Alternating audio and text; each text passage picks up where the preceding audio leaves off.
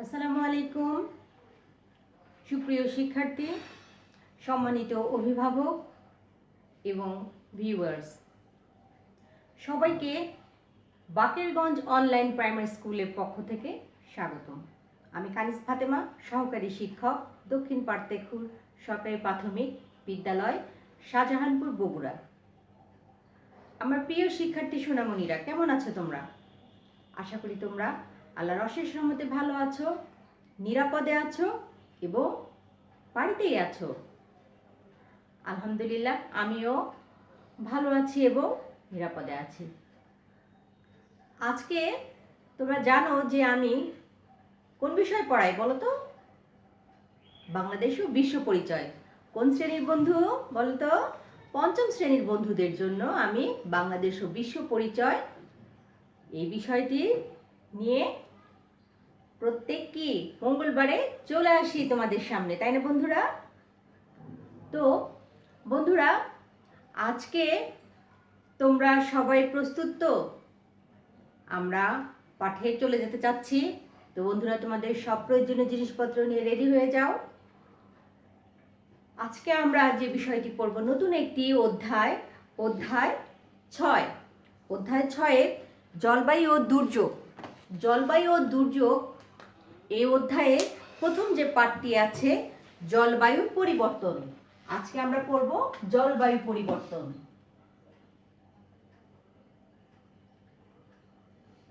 জলবায়ু পরিবর্তন। জলবায়ু পরিবর্তন তোমরা একটু লিখে নাও বন্ধুরা।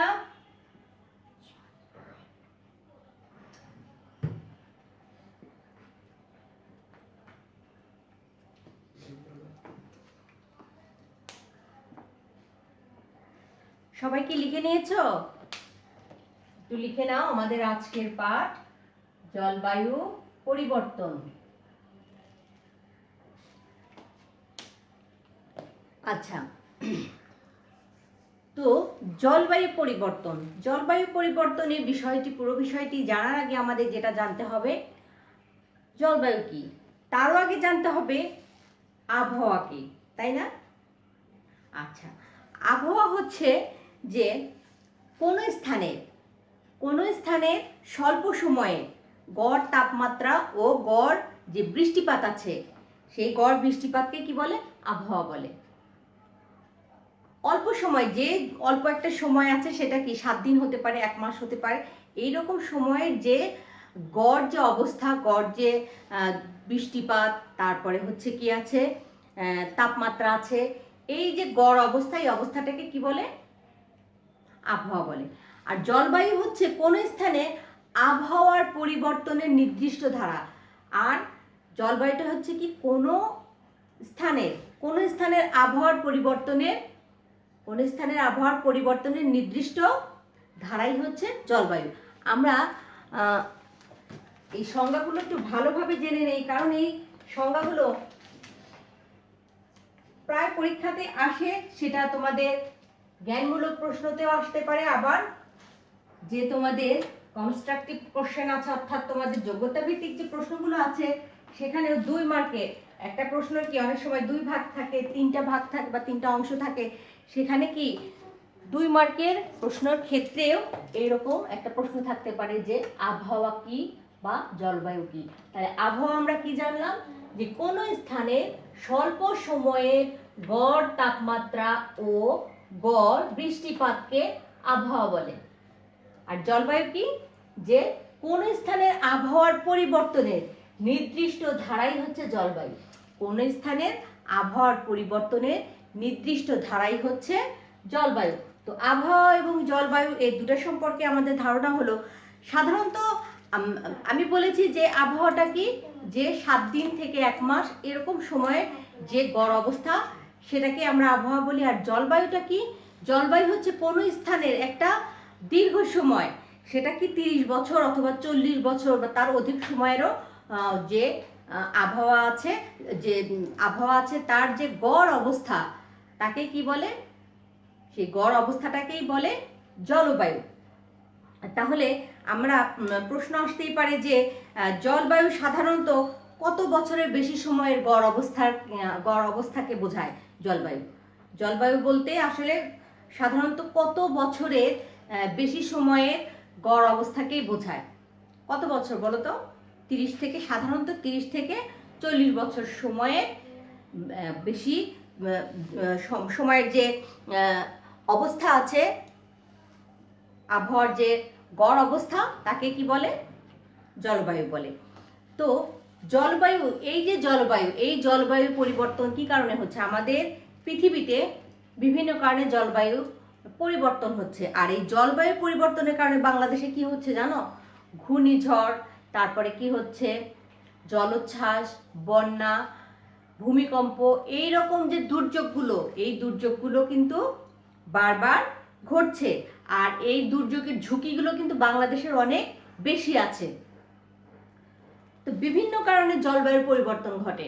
বলো তো কেন পরিবর্তন ঘটে, তোমরা কি জানো? মূলত জলবায়ু পরিবর্তনের জন্য মনুষ্য সৃষ্ট যে দূষণ, অর্থাৎ আমরা মানুষরাই যে দূষণগুলো সৃষ্টি করি, সেজন্যই কিন্তু জলবায়ু পরিবর্তন হচ্ছে। অর্থাৎ জলবায়ু পরিবর্তনের জন্য মানব সৃষ্ট দূষণই মূলত দায়ী। তাহলে কোন দূষণ দায়ী? আমরা এটা জেনে নিয়েছি, আবহাওয়া এবং জলবায়ু সংজ্ঞাটা ভালোভাবে জেনেছি। এখন আমরা আর যে বিষয়গুলো আছে সেগুলো একটু দেখব। তাহলে জলবায়ু পরিবর্তনের অন্যতম কারণ কি? জলবায়ু পরিবর্তনের অন্যতম কারণ মানব সৃষ্ট দূষণ। মানব সৃষ্ট দূষণ। এই প্রশ্নটা আসলে পারবে না যে জলবায়ু পরিবর্তনের জন্য মূলত দায়ী কে? এই মানব সৃষ্ট দূষণ। তাহলে মানুষ কি বিভিন্ন কলকারখানা, তারপরে হচ্ছে কি বিভিন্ন কারণে মানুষ কলকারখানাতে ব্যবহৃত যে বর্জ্যগুলো আছে সেগুলো কি করছে? সেগুলো নদী নালাতে ফেলছে। তারপরে কলকারখানার থেকে যে নির্গত ধোঁয়া, গাড়ির কালো ধোঁয়া, এগুলো থেকে কি হচ্ছে? পরিবেশ দূষণ হচ্ছে। আর এই দূষণের ফলে কি হচ্ছে? জলবায়ু পরিবর্তন হচ্ছে। জলবায়ু পরিবর্তনের ফলে কি হচ্ছে? যে বিশ্বের উষ্ণতা বৃদ্ধি পাচ্ছে, বিশ্বের উষ্ণায়ন হচ্ছে। উষ্ণায়ন হচ্ছে কি? পৃথিবী কি গরম হয়ে যাচ্ছে, উত্তপ্ত হয়ে যাচ্ছে। আর তার ফলে কি হয়? তুমি ফ্রিজ থেকে একটা বরফ বের করে রেখে দাও, তাহলে কি হবে? বরফটা আস্তে আস্তে গলে যাবে না? বরফটা কিন্তু আস্তে আস্তে গলে যাবে। ঠিক তেমনি পৃথিবীর তাপমাত্রা যখন বৃদ্ধি পাচ্ছে, তখন মেরু অঞ্চলে যে বরফগুলো আছে সেগুলো কি গলে পানি হয়ে যাচ্ছে। আর তাতে কি হচ্ছে? সমুদ্রের পানির উচ্চতা বৃদ্ধি পাচ্ছে। আর তার ফলে কি হচ্ছে? সমুদ্র উপকূলীয় যে অঞ্চলগুলো আছে সেগুলো কি হচ্ছে? প্লাবিত হচ্ছে। একদিকে যেরকম বরফ গলে যাচ্ছে, আবার অন্যদিকে কি হচ্ছে? বিভিন্ন জলাশয়গুলো শুকিয়ে যাচ্ছে। তাহলে জলবায়ু পরিবর্তনের যে প্রভাবটা, সেটা কি ভালো? নিশ্চয়ই কিন্তু নয়। তোমরা ঠিকভাবে দেখতে পাচ্ছ কিনা আমি একটু চেক করে নেই। হ্যাঁ, দেখতে পাচ্ছ যে তাহলে এই যে মানব সৃষ্ট দূষণ, এই দূষণগুলো কিন্তু খুবই মারাত্মক ক্ষতিকর।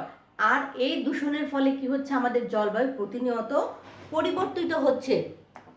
তাহলে জলবায়ু পরিবর্তনের ফলে বা জলবায়ু পরিবর্তনের কারণে যে যে প্রভাবগুলো আমাদের পরিবেশের উপরে পড়ছে, সেগুলো আমরা একটু দেখি যে পরিবর্তনের ফলে কি কি ক্ষতি হচ্ছে বা কি কি প্রভাব পড়ছে। তাহলে বাংলাদেশের জলবায়ু পরিবর্তনের প্রভাব আমরা একটু দেখি। বাংলাদেশে জলবায়ু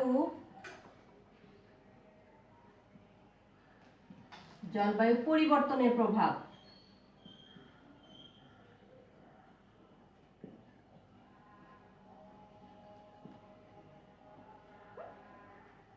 পরিবর্তনের প্রভাব কি কি প্রভাব পড়ছে আমরা একটু দেখি। নাম্বার 1, আমি একটু সংক্ষেপে লিখব। প্রথম যে পরিবর্তন আমি বলেছিলাম কি গড় তাপমাত্রা কি বৃদ্ধি পাচ্ছে, তাহলে আমরা লিখি যে গড় তাপমাত্রা বৃদ্ধি।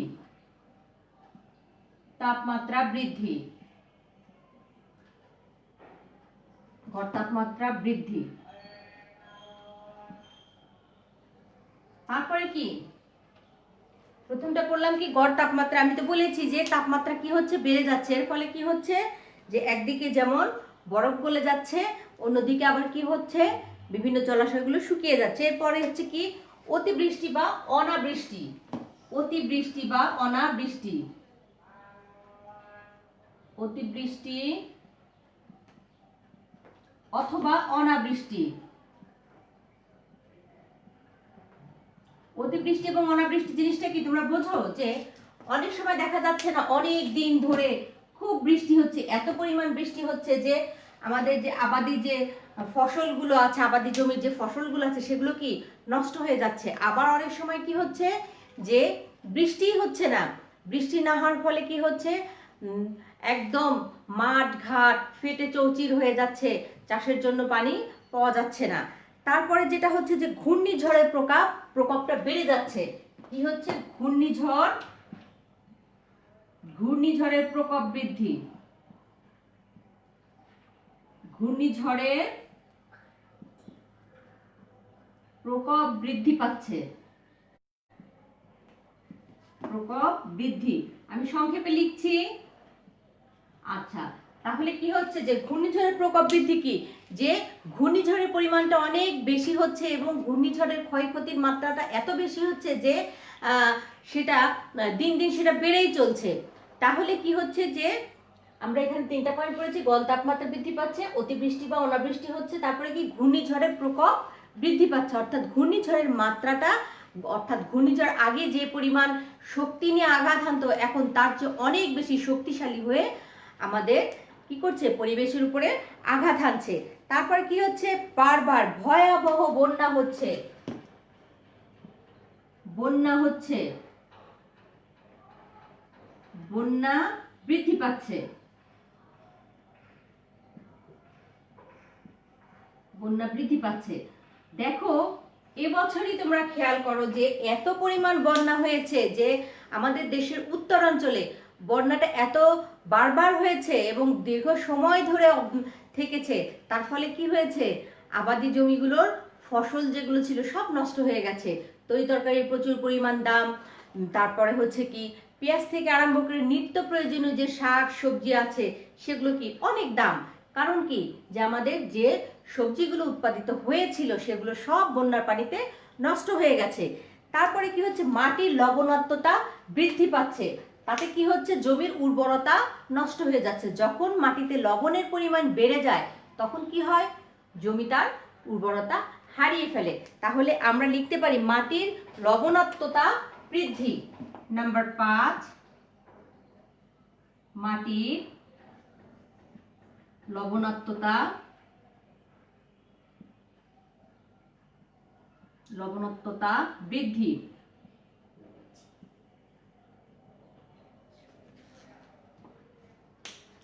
মাটির লবণাক্ততা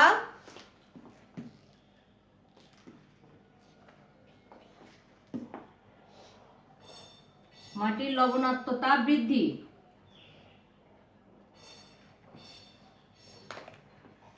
মাটির লবণাক্ততা বেড়ে যে কি হচ্ছে লবণাক্ততা বেড়ে যে কৃষি জমির ক্ষতি সাধিত হচ্ছে। তারপরে কি গাছপালা ও বিভিন্ন প্রাণী কি হচ্ছে ধ্বংস হয়ে যাচ্ছে। তার কি হচ্ছে যে আমাদের যে বিভিন্ন, অর্থাৎ আমরা সংক্ষেপে লিখতে পারি যে বন ধ্বংসপ্রাপ্ত হচ্ছে, বন ধ্বংস হচ্ছে। তোমরা কি বুঝতে পারছো বন্ধুরা? লেখাগুলো কি বোঝা যাচ্ছে? হ্যাঁ বুঝতে পারছো। আচ্ছা, লাস্ট যে পয়েন্টটা আছে ভূগর্ভস্থ পানির স্তর নিচে নেমে যাচ্ছে, লাস্টে নাম্বার 7। আচ্ছা, পানির স্তর নিচে নেমে যাচ্ছে, পানির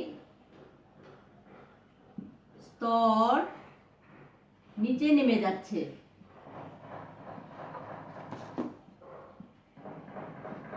নিচে নেমে যাচ্ছে, পানির স্তর নিচে নেমে যাচ্ছে। এখন দেখো যে আগে কি হতো, আগে গ্রাম অঞ্চলে টিউবওয়েল বা শহর অঞ্চলে মোটর বসানোর জন্য যে পরিমাণ মাটি খনন করতে হতো বা অল্প কিছু খনন করার ফলে কি আমরা পানি উত্তোলন করতে পারতাম। কিন্তু বর্তমান সময় কি, যে অল্প কিছু মাটি খনন করে আমরা কিন্তু পানি পাই না। পানিটাকে পেতে হলে আমাদের মাটির অনেক নিচু স্তরে যেতে হয়। কারণ কি? কারণ হচ্ছে পানির স্তরটা অনেক নিচে নেমে গিয়েছে।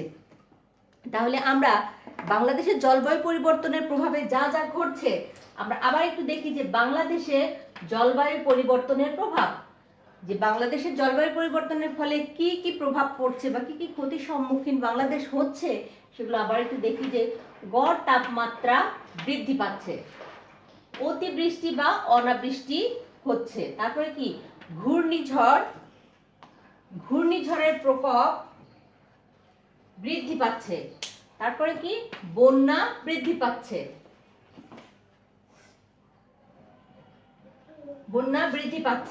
তারপরে কি মাটির লবণাক্ততা বৃদ্ধি পাচ্ছে, তারপরে কি হচ্ছে বন ধ্বংস হচ্ছে, পানির স্তর নিচে নেমে যাচ্ছে। তাহলে এই যে সমস্যাগুলো জলবায়ু পরিবর্তনের ফলে হচ্ছে, এটা কিন্তু আমাদের দেশের জন্য মোটেও ভালো না। জলবায়ু পরিবর্তনের মাত্রা ব্যাপক হলে প্রাকৃতিক দুর্যোগের সম্ভাবনা বেড়ে যায়। ধারণা করা হচ্ছে যে জলবায়ু পরিবর্তনের ফলে 2050 সালের মধ্যে, কত সাল বলেছি, 2050 সালের মধ্যে বাংলাদেশের শতকরা 20% এলাকা পানির নিচে তলিয়ে যেতে পারে। কত শতাংশ এলাকা বলেছি? 20% এলাকা পানির নিচে তলিয়ে যেতে পারে।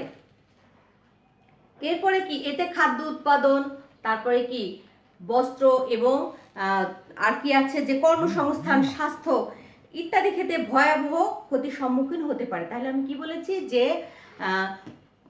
একটা ধারণা করা হচ্ছে যে 2050 সালের মধ্যে বাংলাদেশের 20% এলাকা সমুদ্র নিচে তলিয়ে যেতে পারে। এতে আর কি হতে পারে, যে এতে খাদ্য উৎপাদন, বাড়িঘর, বস্ত্র এবং স্বাস্থ্যখাত কি হতে পারে, ব্যাপক স্বাস্থ্যখাতের ব্যাপক বা ভয়াবহ ক্ষতি হতে পারে।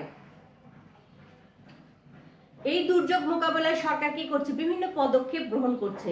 আর এই দুর্যোগগুলো মোকাবেলার জন্য একটা মন্ত্রণালয় কাজ করছে। সেই মন্ত্রণালয়টা কি, দুর্যোগ ব্যবস্থাপনা ও ত্রাণ মন্ত্রণালয়। তাহলে আমাদের এগুলো কি পড়া হয়ে গেছে, জলবায়ু পরিবর্তনের প্রভাবগুলো কি কি পড়লাম আবার একটু দেখি। গড় তাপমাত্রা বৃদ্ধি, অতিবৃষ্টি অনাবৃষ্টি, ঘূর্ণিঝড়ের প্রকোপ বৃদ্ধি, বন্যা বৃদ্ধি পাচ্ছে, মাটির লবণাক্ততা বৃদ্ধি, বন ধ্বংস, পানির স্তর নিচে নেমে যাচ্ছে। আচ্ছা, আমি তাহলে পরবর্তী পয়েন্ট যেটা পড়েছিলাম, যে কত সালের মধ্যে বাংলাদেশের 50% এলাকা পানির নিচে তলিয়ে যেতে পারে?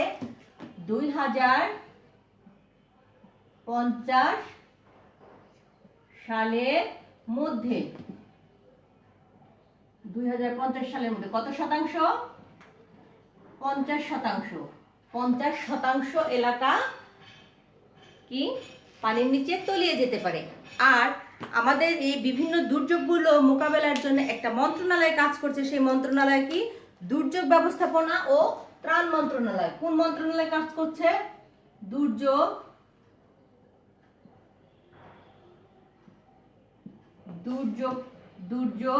ও দুর্যোগ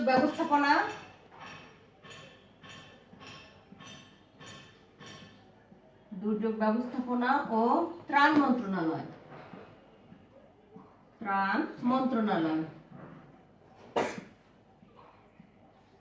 দুর্যোগ ব্যবস্থাপনা ও ত্রাণ মন্ত্রণালয় কাজ করছে। এই প্রশ্নটা কিন্তু আসতে পারে যে বাংলাদেশ সরকারের কোন মন্ত্রণালয় বিভিন্ন দুর্যোগ মোকাবেলার জন্য কাজ করছে। তাহলে উত্তরটা এমন হবে, দুর্যোগ ব্যবস্থাপনা ও ত্রাণ মন্ত্রণালয়।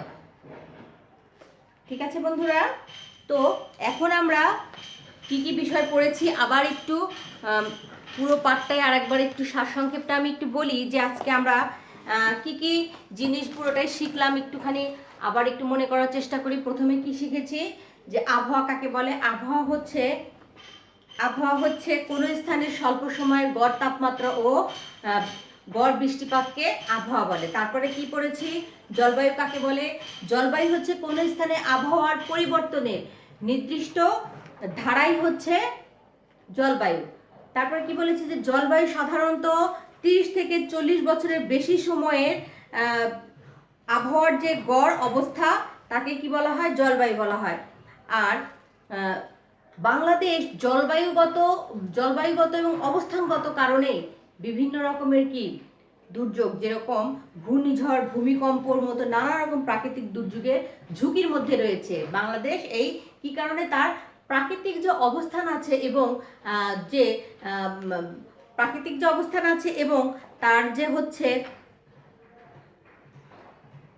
জলবায়ুগত কারণ, প্রাকৃতিক অবস্থান এবং জলবায়ুগত কারণ, এই দুটি কারণ, যে প্রাকৃতিক যে অবস্থান, ভৌগোলিক যে অবস্থানটা আছে প্রকৃতিগতভাবে, সে অবস্থান এবং জলবায়ুগত কারণে বাংলাদেশ প্রাকৃতিক দুর্যোগের ঝুঁকির সম্ভাবনা বেশি রয়েছে বা ঝুঁকির মধ্যে রয়েছে।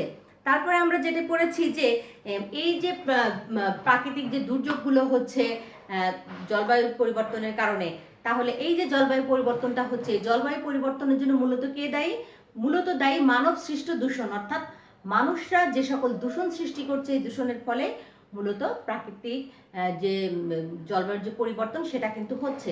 তাহলে জলবায়ু পরিবর্তনের ফলে বাংলাদেশে কি কি প্রভাব পড়ছে বা বাংলাদেশ কি কি ক্ষতির সম্মুখীন হচ্ছে সেগুলো সম্পর্কে পড়েছি। প্রথমে কি পড়েছিলাম যে গড় তাপমাত্রা বৃদ্ধি পাচ্ছে, অতিবৃষ্টি বা অনাবৃষ্টি হচ্ছে, ঘূর্ণিঝড়ের প্রকোপ বেড়ে যাচ্ছে। তারপরে পড়েছিলাম যে বারবার ভয়াবহ বন্যা হচ্ছে, মাটির লবণাক্ততা বৃদ্ধি পাচ্ছে। তারপরে পড়েছিলাম হচ্ছে গাছপালা ও বিভিন্ন প্রাণী ধ্বংসপ্রাপ্ত হচ্ছে, আর কি পানির স্তর নিচে নেমে যাচ্ছে। আর জিনিস পড়েছিলাম যে প্রাকৃতিক দুর্যোগের কারণে কি হচ্ছে, যে আবার খরাও কিন্তু হচ্ছে, আবার আর একটা জিনিস পড়েছি, সেটা হচ্ছে যে বিশেষজ্ঞরা যেটা ধারণা করছে যে 2050 সালের মধ্যে বাংলাদেশের প্রায় 20% এলাকা সমুদ্রগর্ভে তলিয়ে যেতে পারে। আর এই যে দুর্যোগগুলো, এই দুর্যোগের ফলে কি হচ্ছে, আমাদের যে স্বাস্থ্য খাত, খাদ্য এবং বস্ত্র, বাসস্থান ইত্যাদি ক্ষেত্রে কি ব্যাপক হুমকির সম্মুখীন হচ্ছে। আর এই যে দুর্যোগগুলো মোকাবেলার জন্য বাংলাদেশ সরকারের একটি মন্ত্রণালয় কাজ করছে। সেই মন্ত্রণালয়টার নাম হচ্ছে বাংলাদেশের কোন মন্ত্রণালয়? দুর্যোগ ব্যবস্থাপনা ও ত্রাণ মন্ত্রণালয় কাজ করছে। কোন মন্ত্রণালয়? বাংলাদেশের যে দুর্যোগ ব্যবস্থাপনা ও ত্রাণ মন্ত্রণালয় আছে, সেই মন্ত্রণালয়টায় কাজ করছে। তো বন্ধুরা, এতক্ষণ আমরা যা পড়েছি, এবার তোমরা তোমাদের পাঠ্য বই বাংলাদেশ ও বিশ্ব পরিচয়ের 48 পৃষ্ঠা বের করে একটু দেখো তো এতক্ষণ আমরা যা যা পড়েছি তথ্যগুলো সঙ্গে মিল আছে কিনা। একটু সময় একটু চোখ বুলিয়ে নাও, তারপরে আমি তোমাদেরকে ছোট ছোট কয়েকটি প্রশ্ন জিজ্ঞাসা করব, তোমরা চেষ্টা করবে প্রশ্নগুলোর উত্তর দেওয়ার জন্য।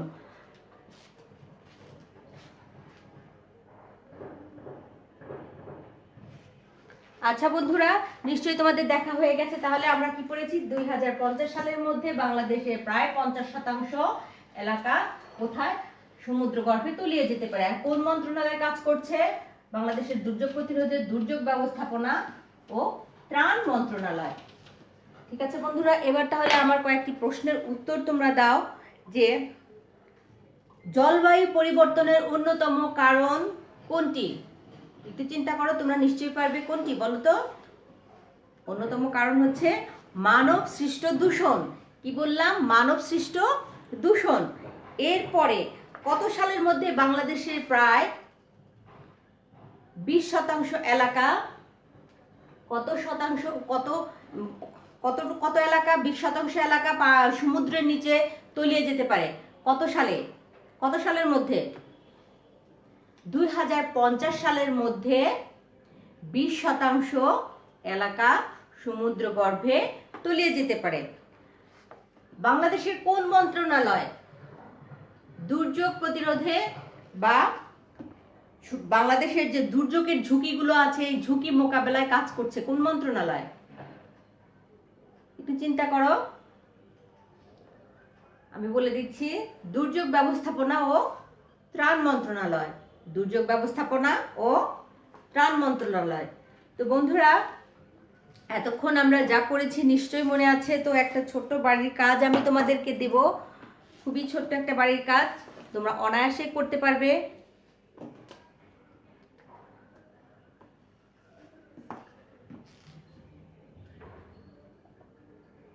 বাড়ির কাজ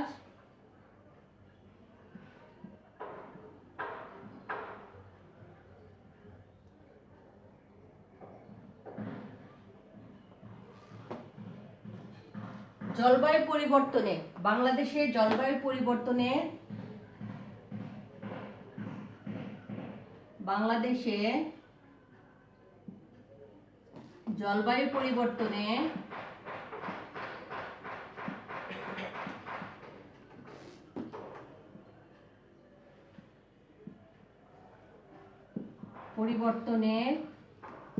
বাংলাদেশে জলবায়ু পরিবর্তনে 5টি প্রভাব লিখবে। 5টি প্রভাব লেখো। নিশ্চয়ই তোমরা লিখতে পারবে। তোমরা বাড়ির কাজটি করে আমাকে একটু পাঠিয়ে দিবে। কি বন্ধুরা, পাঠাবে তো? বাংলাদেশে জলবায়ু পরিবর্তনের 5টি প্রভাব লেখো। তোমরা বাড়ির কাজটি নিশ্চয়ই লিখে নিয়েছো। তোমরা স্ক্রিনশট দিয়েও রাখতে পারো। নিশ্চয়ই তোমাদের লেখা শেষ হয়ে গেছে বন্ধুরা। তো বন্ধুরা, আজকে এ পর্যন্তই শেষ করতে চাচ্ছি। সামনের ক্লাসে অবশ্যই তোমাদের সঙ্গে দেখা হবে। তো সে পর্যন্ত তোমরা নিশ্চয়ই ভালো থাকবে, সুস্থ থাকবে, নিরাপদে থাকবে, এবং যদি প্রয়োজন পড়ে বাইরে যাওয়ার, তাহলে বাইরে যাবার আগে অবশ্যই মাস্ক পরিধান করবে এবং বাইরে থেকে এসে ভালো করে সাবান পানিতে হাত ধুবে, সম্ভব হলে গোসল করবে। আর কি, বাবা মার কথা শুনবে, লেখাপড়াটা ঠিক মতো চালিয়ে যেতে হবে, তাই না বন্ধুরা? তো বন্ধুরা, ভালো থাকো, সুস্থ থাকো। আল্লাহ হাফেজ।